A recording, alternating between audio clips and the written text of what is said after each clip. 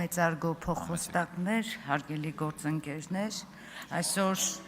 քննարկում ենք ֆինանսավարկային և բյուջետային հարցերի մշտական հանձնաժողովի նախագահի թեկնածուի ընտրության հարցը և շատ սիրով ողջունում եմ Տիկին Մանուկյանին, բայց ուզում եմ ասել, որ 2 օր է մենք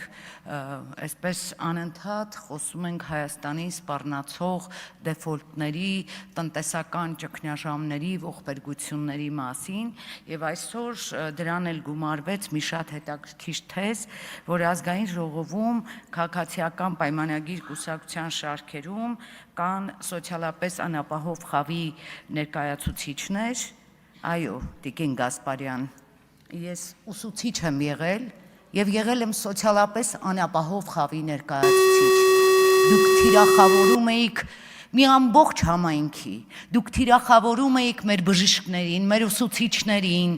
մեր մանկապարտեզների աշխատողներին, բազմաթիվ մարդկանց, ովքեր շատ ցածր աշխատավարձ են ստացել, կներեք, մենք սերունդ ենք կրթել, մենք ծառայություն ենք մատուցել Հայաստանի Հանրապետությանը և կարծում եմ, որ Հայաստանի Հանրապետության այն քաղաքացիները, ովքեր միլիոններ չեն աշխատել ճակերտներով, նրանք արժանի են տարրական հարգանքի և ես ձեզ խնդրում եմ Հայաստանի Հանրապետության կարևորագույն ամբիոնը չօգտագործել և չթիրախավորել Հայաստանի Հանրապետության տասնյակ հազարավոր քաղաքացիների, ովքեր գուցե սոցիալական անապահով խավին են պատկանում։ Ես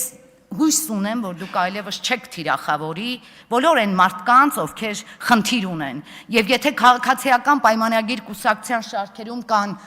ուսուցիչներ, բժիշկներ, գիտաշխատողներ, ովքեր շատ ցածր աշխատավարձով աշխատել են, Տիկին Երևան, ներողություն, հարգելի գործընկերներ, նախ խնդրում եմ զբաղեցնել ձեր տեղերը և նիստը անցկացնել նստած և պահպանել լռություն, հակառակ դեպքում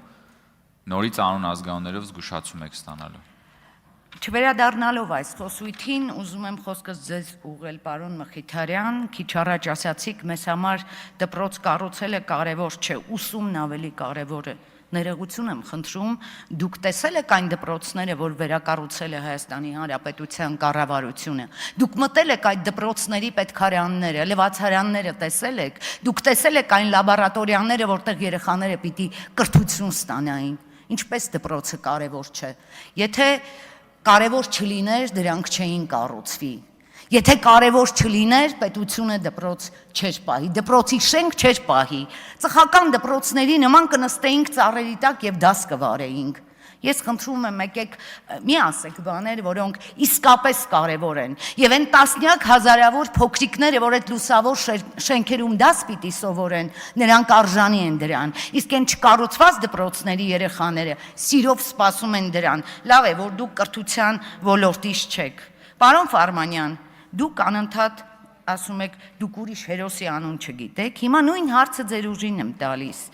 դուք ուրիշ հերոսի անուն չգիտեք, դեֆոլտ, տնտեսական ճգնաժամ, 300,000 ադրբեջանցի, 2020 թիվ, 22 թիվ, 23 թիվ, լավ չտեսաք, որ Հայաստանի Հանրապետության քաղաքացին ձեր ասածներին այնքան էլ մեծ նշանակություն չտվեց, այլապես ձեր ուժը, ձեր չընտրված վարչապետով կլիներ էս թևում։ Ես խնդրում եմ,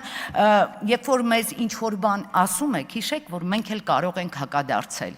և բոլորիս մաղթում եմ, որպեսզի Տիկին Մանուկյանի ընտրությունը կայանա խաղաղ, հանգիստ, ժպիտով։ Շնորհակալ եմ։